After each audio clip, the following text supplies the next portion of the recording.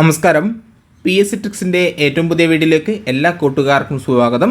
അപ്പം ഇന്നത്തെ വീഡിയോ നമ്മൾ ചർച്ച ചെയ്യുന്നത് കേരള ചരിത്രവുമായി ബന്ധപ്പെട്ട് PSC ചോദിച്ചിട്ടുള്ള മുൻവർഷ ചോദ്യങ്ങളും അവയുടെ റിലേറ്റഡ് ഫാക്റ്റും വളരെ ഡീറ്റെയിൽഡ് ആയിട്ട് ചർച്ച ചെയ്യുന്ന ഒരു വീഡിയോ ആണിത്. അപ്പോൾ നമ്മുടെ ചാനൽ ആദ്യമായിട്ട് കാണുന്ന കൂട്ടുകാരെന്താക്കുക, നമ്മുടെ ചാനൽ സബ്സ്ക്രൈബ് ചെയ്യാൻ മറക്കരുത്. അതുപോലെ ഈ വീഡിയോ ആദ്യം മുതൽ അവസാനം വരെ കാണുക. എന്നിട്ട് നിങ്ങളുടെ വലിയ അഭിപ്രായങ്ങൾ കമൻറ്റ് രൂപത്തിൽ രേഖപ്പെടുത്താനും മറക്കരുത്. നിങ്ങൾക്ക് ഇഷ്ടപ്പെട്ടെങ്കിൽ ഇഷ്ടപ്പെട്ടു എന്ന് പറയാം, അല്ലെങ്കിൽ ഇഷ്ടപ്പെട്ടില്ല എങ്കിൽ ഇഷ്ടപ്പെട്ടില്ല എന്ന് പറയാം. കുറവുകളും കുറ്റങ്ങളും നിങ്ങൾക്ക് ചൂണ്ടിക്കാട്ടാം. ഓക്കെ അല്ലേടാ?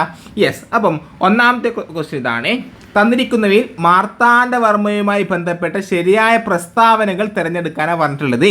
അപ്പം നമുക്കറിയാം ഒന്നാമത്തെ പ്രസ്താവന എന്താ പറയുന്നത്? ഒന്നാമത്തെ പ്രസ്താവന ശുചീന്ദ്രം കൈമുക്ക് നിർത്തലാക്കി. അത് മാർത്താണ്ഡവർമ്മയുമായി ബന്ധപ്പെട്ട പ്രസ്താവനയാണോ?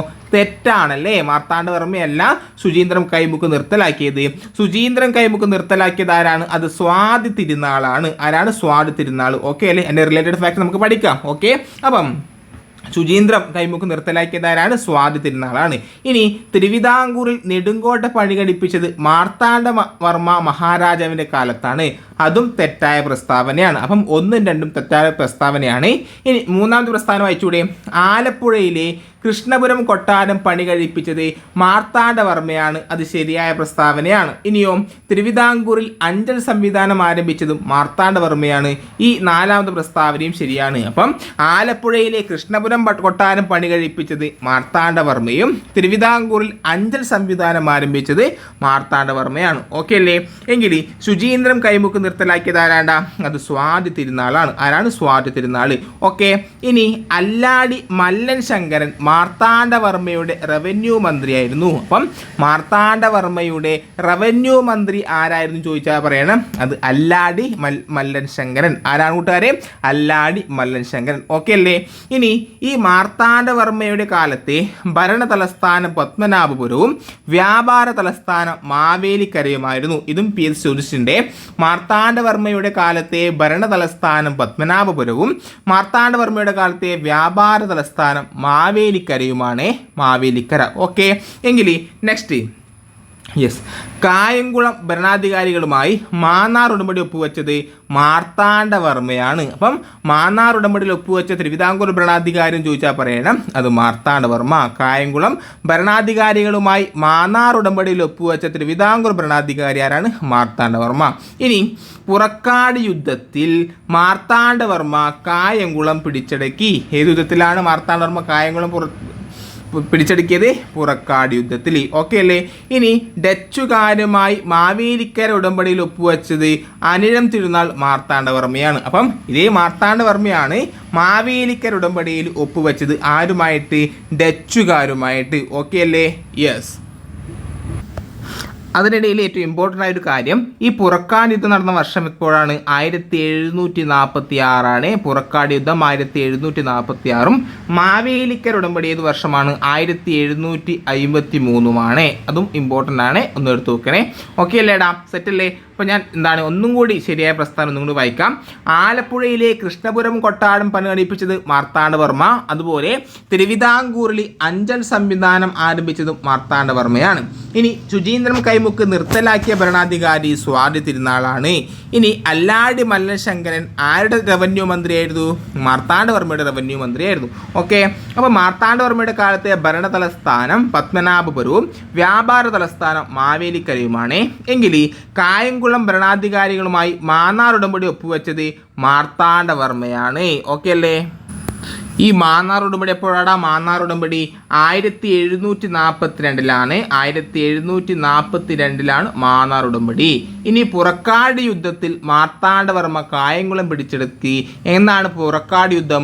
1746 പുറക്കാട് യുദ്ധം. എങ്കിൽ ഡച്ചുകാരുമായി മാവേലിക്കര ഉടമ്പടിയിൽ ഒപ്പുവെച്ചത് മാർത്താണ്ഡവർമ്മയാണ്. ഏത് വർഷം? 1753. ഓക്കെ അല്ലേടാ? ഇനി രണ്ടാമത്തെ പ്രസ്താവന പറയുന്നത് എന്താണ്? താഴെ തന്നിരിക്കയിൽ നിന്നും ക്ഷേത്രപ്രവേശന വിളംബരവുമായി ബന്ധപ്പെട്ട ശരിയായ പ്രസ്താവന തിരഞ്ഞെടുക്കാനാണ് പറഞ്ഞിട്ടുള്ളത്. ഓക്കെ അല്ലേ? നമുക്ക് ചർച്ച ചെയ്തുകൂടെ? യെസ്. ഇതിൽ ഒന്നാമത്തെ പ്രസ്താവന പറയുന്നത് ക്ഷേത്രപ്രവേശന വിളംബരം പുറപ്പെടുവിച്ചത് കാർത്തിക തിരുനാൾ രാമവർമ്മയാണ്. തെറ്റല്ലേ? തെറ്റായ പ്രസ്താവനയാണ്. ഇനി 1936 നവംബർ 12 ക്ഷേത്രപ്രവേശന വിളംബരം നടന്നത്. ശരിയായ പ്രസ്താവന. ഇക്കഴിഞ്ഞ പരീക്ഷയിൽ PSC ചോദിച്ചു. 1936 നവംബർ 12 ക്ഷേത്രപ്രവേശന വിളംബരം പുറപ്പെടുവിച്ചത്. ഇനിയോ ക്ഷേത്രപ്രവേശന വിളംബരം എഴുതി തയ്യാറാക്കിയത് CP രാമസ്വാമി അയ്യരാണ്. തെറ്റല്ലേ? തെറ്റായ പ്രസ്താവനയാണ്. ഇതിൻ്റെയൊക്കെ റിലേറ്റഡ് ഫാക്ട് നമുക്ക് പഠിക്കാം. ഓക്കെ അല്ലേ? ചർച്ച ചെയ്യാം. ഓക്കെ. ഇനി ക്ഷേത്രപ്രവേശന വിളംബരത്തെ ആധുനിക ലോകത്തെ മഹാത്ഭുതം എന്ന് വിശേഷിപ്പിച്ചത് ആരാണ്?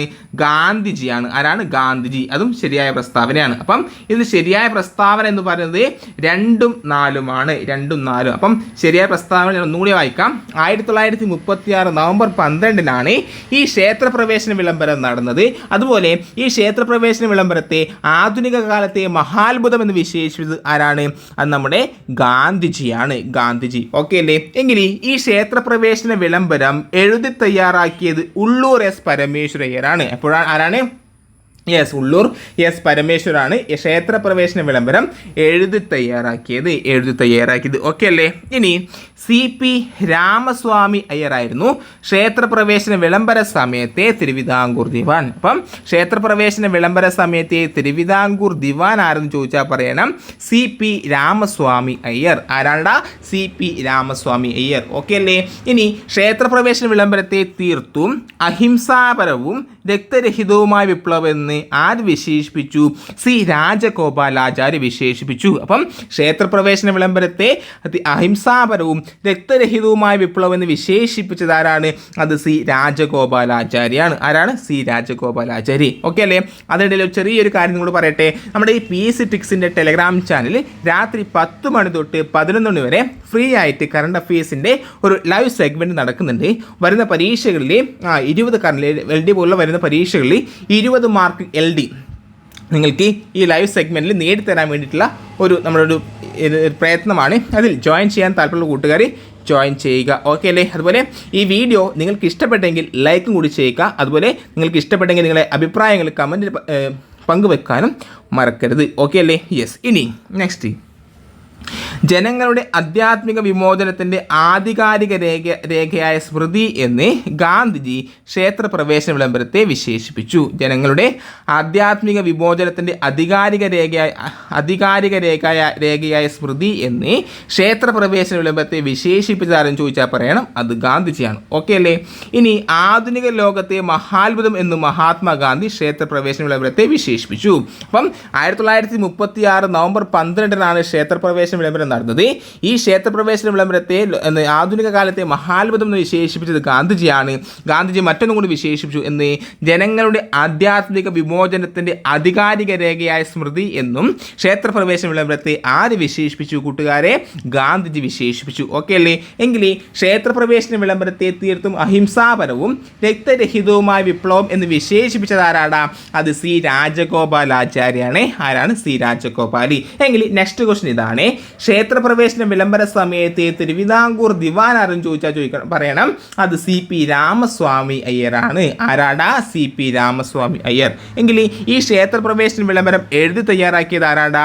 അത് ഉള്ളൂർ S പരമേശ്വരാണ്. ആരാണ്? ഉള്ളൂർ S പരമേശ്വര അയ്യരാണ്. ഓക്കെ അല്ലേ? ഇനി നെക്സ്റ്റ് ക്വസ്റ്റ്യൻ എന്താണ്? താഴെ തന്നിരിക്കുന്നവയിലും ശ്രീനാരായണ ഗുരുവുമായി ബന്ധപ്പെട്ട രചന തിരഞ്ഞെടുക്കാനാണ് പറഞ്ഞിട്ടുള്ളത്. ഓക്കെ അല്ലേ? എന്നാണ് ശ്രീനാരായണ ഗുരുവുമായി ബന്ധപ്പെട്ട ശരിയായ രചന തിരഞ്ഞെടുക്കാനാണ് പറഞ്ഞിട്ടുള്ളത്. ഓക്കെ. അപ്പം ഒന്നാമത്തത് ബ്രഹ്മോത്തര കാണ്ഡം ശ്രീനാരായണ ഗുരുവുമായി ബന്ധപ്പെട്ടതാണോ? അല്ല. ഇനിയോ നവമഞ്ജരി ആരുടെ? ശ്രീനാരായണ ഗുരുവിൻ്റെ രചനയാണോ? നവമഞ്ജരി ശ്രീനാരായണ ഗുരുവിൻ്റെ രചനയാണ്. എങ്കിൽ ജനനി നവരത്ന മഞ്ജരി ആരുടേതാണ്? അതും ശ്രീനാരായണ ഗുരുവിൻ്റെ രചനയാണ്. എന്താണ്? ജനനി നവരത്ന മഞ്ജരി. ഇനി നാലാമത്തത് ആത്മാനുതാപം. ആരാണ്? ആത്മാനുതാപം നമ്മുടെ ശ്രീനാരായണ ഗുരുവാണോ? അല്ല. അപ്പോൾ ആത്മാനുതാപം രചിച്ചത് ചവറ കുര്യാക്കോസ് ഏലിയാസ് അച്ഛനും ബ്രഹ്മോത്തര കാണ്ഡം രചിച്ചത് തൈക്കാട് അയ്യാ ഗുരുവുമാണ്. ഓക്കെ അല്ലേ? നമുക്ക് ചർച്ച ചെയ്യാം. അപ്പം നവമഞ്ജരി, ജനനി നവരത്ന മഞ്ജരി എന്നിവ ശ്രീനാരായണ ഗുരുവിൻ്റെ രചനയാണെങ്കിൽ ബ്രഹ്മോത്തര കാണ്ഡം ആരുടേതാണ്? തൈക്കാടയ്യ. ബ്രഹ്മോത്തര കാണ്ഡം ആരാണ് രചിച്ചത്? തൈക്കാടയ്യ ഗുരുവാണ്. എങ്കിൽ ആത്മാനുതാപം രചിച്ചത് ആരാണ്? ചവറ കുര്യാക്കോസ് കുര്യാക്കോസ് അച്ഛൻ. ആത്മാനുതാപം രചിച്ചാരാണ്? ചവറ കുര്യാക്കോസ് അച്ഛനാണെങ്കിൽ ശ്രീനാരായണ ഗുരുദേവൻ ശിവപ്രതിഷ്ഠ നടത്തിയത് 43 ക്ഷേത്രങ്ങളിലാണ്. ശ്രീനാരായണ ഗുരുദേവൻ ശിവപ്രതിഷ്ഠ നടത്തിയ ക്ഷേത്രങ്ങൾ എത്രയാണ്? 43. ഇനി ശാരദാദേവിയെ സ്തുതിച്ചുകൊണ്ട് ശ്രീനാരായണ ഗുരു രചിച്ച കവിതയാണ് ജനനി നവരത്ന മഞ്ജരി എന്നാണ്. ചിലപ്പം PS ഇങ്ങനെ ആയിരിക്കും ചോദിക്കുക. ശാരദാദേവിയെ സ്തുതിച്ചുകൊണ്ട് ശ്രീനാരായണ ഗുരു രചിച്ച കവിതയുടെ പേര് എന്തെന്ന് ചോദിച്ചാൽ പറയണം അത് ജനനി നവരത്ന മഞ്ജരി. ഇതാണ് ജനനി നവരത്ന മഞ്ജരി. ഓക്കെ അല്ലേടാ? ഓക്കെ അല്ലേ? അപ്പം ബ്രഹ്മോത്തര കാണ്ഡം ആരാ എഴുതിയത്? അത് തൈക്കാടയ്യ ഗുരുവും ആത്മാനുതാപം ചവറ കുര്യാക്കോസ് അച്ഛനുമാണെങ്കിൽ നവമഞ്ജരി ജനനി നവരത്ന മഞ്ജരി എന്നിവ രചിച്ചാരാണ്? ശ്രീനാരായണ ഗുരുവാണ്. ഇനി ശ്രീനാരായണ ഗുരുദേവൻ ശിവപ്രതിഷ്ഠ നടത്തിയ എത്ര ക്ഷേത്രങ്ങളിലാണെന്ന് ചോദിച്ചാൽ പറയണം അത് 43 ക്ഷേത്രങ്ങളിലാണ്. ഇനി ഈ ജനനി നവരത്ന മഞ്ജരിയുടെ പ്രത്യേകത എന്താണ്? ശാരദാദേവിയെ സ്തുതിച്ചുകൊണ്ട് ശ്രീനാരായണ ഗുരു രചിച്ച കവിതയാണ് ജനനി നവരത്ന മഞ്ജരി. ഓക്കെ അല്ലേ? യെസ്.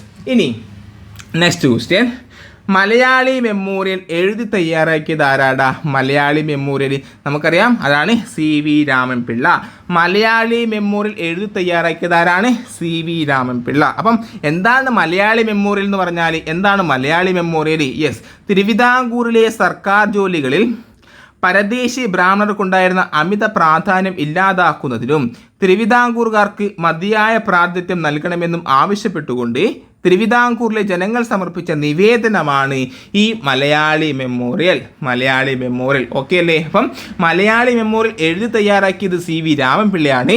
എന്താണ് മലയാളി മെമ്മോറിയൽ എന്ന് ചോദിച്ചാൽ പറയണം തിരുവിതാംകൂറിലെ സർക്കാർ ജോലികളിൽ പരദേശി ബ്രാഹ്മണർക്കുണ്ടായിരുന്ന അമിത പ്രാധാന്യം ഇല്ലാതാക്കുന്നതിനും തിരുവിതാംകൂറുകാർക്ക് മതിയായ പ്രാധാന്യം നൽകണമെന്നും ആവശ്യപ്പെട്ടുകൊണ്ട് തിരുവിതാംകൂറിലെ ജനങ്ങൾ സമർപ്പിച്ച നിവേദനമാണ് മലയാളി മെമ്മോറിയൽ. ഓക്കെ അല്ലേ? ഇനി ഈ മലയാളി മെമ്മോറിയൽ നേതൃത്വം നൽകിയത് ബാരിസ്റ്റർ GP പിള്ളയാണ്. ആരാണ് മലയാളി മെമ്മോറിയൽ നേതൃത്വം കൊടുത്തത്?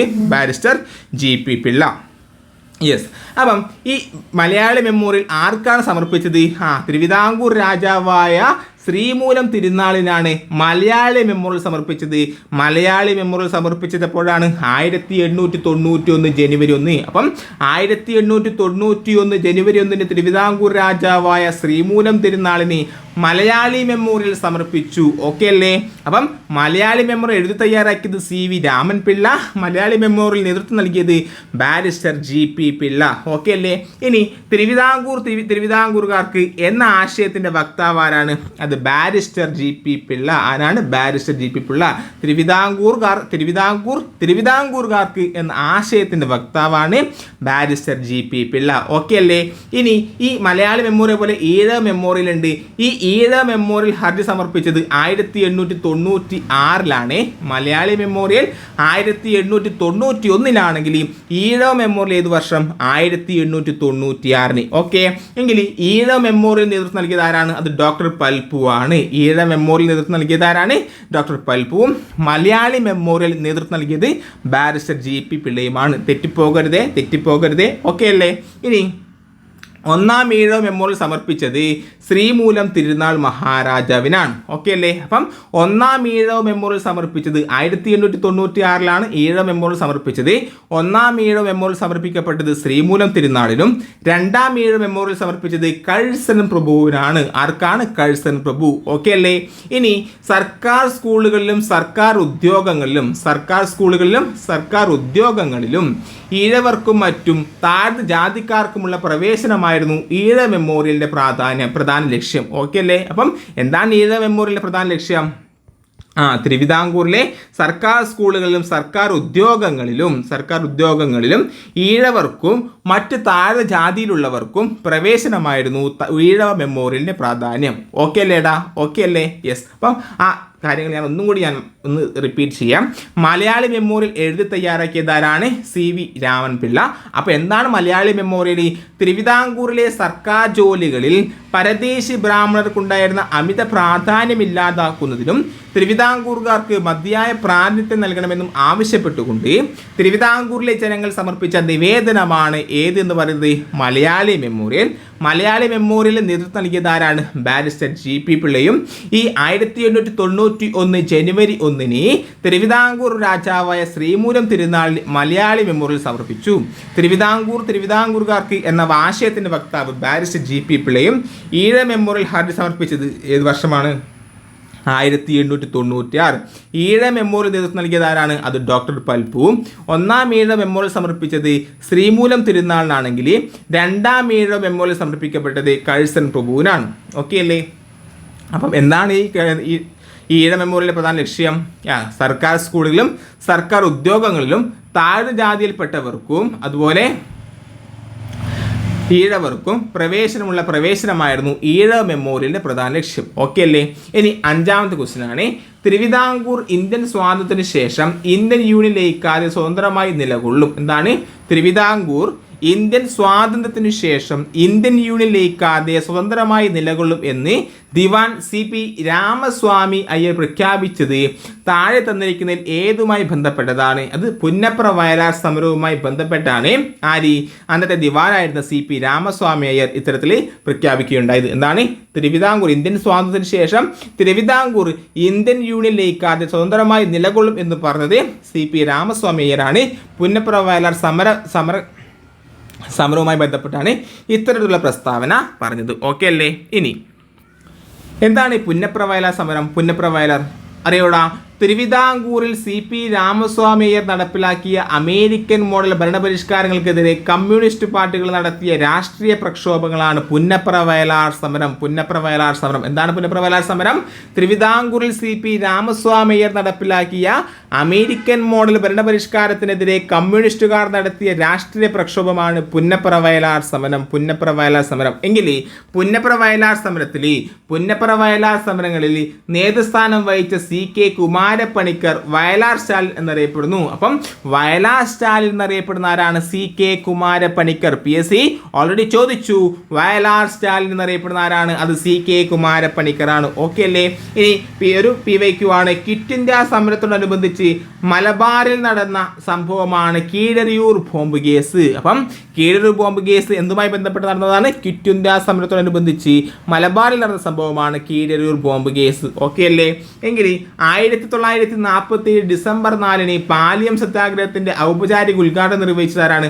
അത് C കേശവൻ. ഈ കഴിഞ്ഞ പരീക്ഷയിൽ ചോദിച്ചു, C കേശവൻ. എന്താണ്? 1947 ഡിസംബർ 4 പാലിയം സത്യാഗ്രഹത്തിന്റെ ഔപചാരിക ഉദ്ഘാടനം നിർവഹിച്ചത് C കേശവനാണ്. ആരാണ്? C കേശവൻ. ഓക്കെ അല്ലേടാ? യെസ്. എങ്കിൽ കൊച്ചിയിൽ ക്ഷേത്രപ്രവേശനം അനുവദിച്ചതിനെ തുടർന്ന് പാലിയം റോഡിലൂടെ സഞ്ചരിക്കാനുള്ള സ്വാതന്ത്ര്യം അവർണർക്കും ഹിന്ദുക്കൾക്കും ലഭിച്ചു. എന്നാണ്? കൊച്ചിയിൽ ക്ഷേത്രപ്രവേശനം അനുവദിച്ചതിനെ തുടർന്ന് പാലിയം റോഡിലൂടെ സഞ്ചരിക്കുവാനുള്ള സ്വാതന്ത്ര്യം അവർണർക്കും അഹിന്ദുക്കൾക്കും ലഭിച്ചു.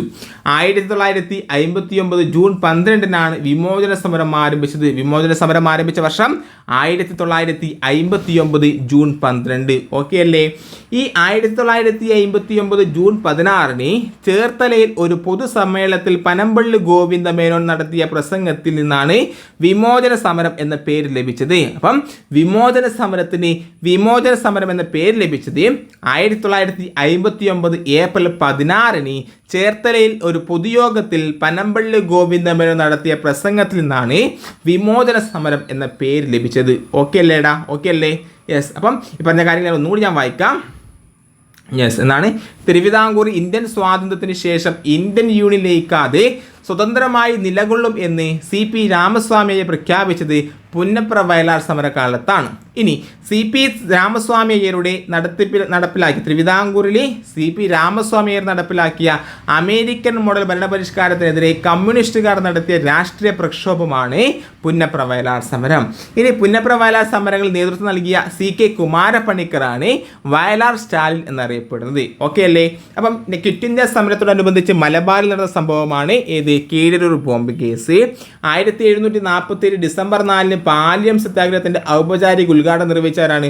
അത് C കേശവനാണ്. ഓക്കെ. ഇനി കൊച്ചിയിൽ ക്ഷേത്രപ്രവേശനം അനുവദിച്ചതിനെ തുടർന്ന് പാലിയം റോഡിലൂടെ സഞ്ചരിക്കുവാനുള്ള സ്വാതന്ത്ര്യം അവർണർക്കും അഹിന്ദുക്കൾക്കും ലഭിച്ചു. ഇനിയോ 1959 ജൂൺ 12-നാണ് വിമോചന സമരം ആരംഭിച്ചത്. 1959 ജൂൺ 12. 1959 ജൂൺ 16 ചേർത്തലിൽ ഒരു പൊതുസമ്മേളനത്തിൽ പനമ്പള്ളി ഗോവിന്ദമേനോൻ നടത്തിയ പ്രസംഗത്തിൽ നിന്നാണ് വിമോചന സമരം എന്ന പേര് ലഭിച്ചത്. ഓക്കെ അല്ലേടാ? ഓക്കെ. ഇനി നെക്സ്റ്റ്, സോക്രട്ടീസിൻ്റെ ജീവചരിത്രം മലയാളത്തിലേക്ക് വിവർത്തനം ചെയ്തതാരാണ്? സോക്രട്ടീസിൻ്റെ, അത് സ്വദേശാഭിമാനി രാമകൃഷ്ണപിള്ള. ആരാണ്? സ്വദേശാഭിമാനി രാമകൃഷ്ണപിള്ള. സോക്രട്ടീസിൻ്റെ ജീവചരിത്രം മലയാളത്തിലേക്ക് വിവർത്തനം ചെയ്തത് ആരാണെന്ന് ചോദിച്ചാൽ പറയണം, സ്വദേശാഭിമാനി രാമകൃഷ്ണപിള്ളയാണ്. ഇനി കാൾ മാർക്സിൻ്റെ ചരിത്രം എന്ന മലയാളത്തിലേക്ക് എന്ന രചന മലയാളത്തിലേക്ക് വിവർത്തനം ചെയ്തത് സ്വദേശാഭിമാനി രാമകൃഷ്ണപിള്ളയാണ്. കാൾ മാർക്സിൻ്റെ ചരിത്രം എന്ന രചന മലയാളത്തിലേക്ക് വിവർത്തനം ചെയ്തതും സ്വദേശാഭിമാനി രാമകൃഷ്ണപിള്ളയാണ്. ഇനിയോ ധർമ്മരാജ എന്ന നിരൂപണ ഗ്രന്ഥം എഴുതിയത് സ്വദേശാഭിമാനി രാമകൃഷ്ണപിള്ളയാണ്. ധർമ്മരാജ എന്ന നിരൂപണ ഗ്രന്ഥം എഴുതിയതും സ്വദേശാഭിമാനി രാമകൃഷ്ണപിള്ളയാണെങ്കിൽ ധർമ്മരാജ എന്ന നോവൽ എഴുതിയത് CV രാമൻപിള്ളയാണ്. CV രാമൻപിള്ള. അപ്പം ധർമ്മരാജ എന്ന നോവൽ എഴുതിയത് CV രാമൻപിള്ളയും ധർമ്മരാജ എന്ന നിരൂപണ ഗ്രന്ഥം എഴുതിയത് സ്വദേശാഭിമാനി രാമകൃഷ്ണപിള്ളയുമാണ്. കാൾ മാർക്സിന്റെ ചരിത്രം എന്ന രചന മലയാളത്തിലേക്ക് വിവർത്തനം ചെയ്തത് സ്വദേശാഭിമാനി രാമകൃഷ്ണപിള്ളയാണെങ്കിൽ നമ്മുടെ ചോദ്യം ഏതാണ്? സോക്രട്ടീസിന്റെ ജീവചരിത്രം മലയാളത്തിലേക്ക് വിവർത്തനം ചെയ്തത് ആരാണ്? സ്വദേശാഭിമാനി രാമകൃഷ്ണപിള്ള. ഓക്കെ അല്ലേടാ? അപ്പം ഇത്രയും ചോദ്യങ്ങളാണ് ഇന്നത്തെ ഈ വീഡിയോയിൽ നിങ്ങളുമായി ചർച്ച ചെയ്തത്. നിങ്ങൾക്ക് ഈ വീഡിയോ ഇഷ്ടമായെന്ന് കരുതുന്നു. ഇഷ്ടമായെങ്കിൽ ലൈക്ക് ചെയ്യുക. അതുപോലെ നിങ്ങളുടെ വലിയൊരു അഭിപ്രായങ്ങൾ എത്തരത്തിലുണ്ടായിരുന്നു, എത്തരത്തിലാണ് മാറ്റങ്ങൾ വരുത്തേണ്ടത്, എന്തൊക്കെ കുറവുകൾ നിങ്ങൾക്ക് തോന്നി, അല്ലെങ്കിൽ ഇഷ്ടമായെങ്കിൽ ഇഷ്ടമായി, അല്ലെങ്കിൽ ഒരു ലൗച്ചിനോ തംസ് അപ്പോ ഒരു സ്മൈലോ എന്തോ ആവട്ടെ, അത് നിങ്ങളുടെ ഇനിയുള്ള നിങ്ങളുടെ ഒരു കമൻറ്റാണ് ഇനിയുള്ള വീഡിയോസ് ചെയ്യാനുള്ള എൻ്റെ പ്രചോദനം എന്ന് പറയുന്നത്. ഓക്കെ. അതുപോലെ PSC ട്രിക്സിൻ്റെ ടെലഗ്രാം ചാനൽ ജോയിൻ ചെയ്യാത്ത കൂട്ടുകാർ ടെലഗ്രാം ചാനൽ ജോയിൻ ചെയ്യുക. അതിൻ്റെ ലിങ്ക് ഞാൻ കമൻറ്റ് ബോക്സിൽ പിൻ ചെയ്ത് വെക്കാം. അപ്പോൾ അടുത്ത വീഡിയോയിൽ കാണുന്നവരെ ബൈ ബൈ, സി യു.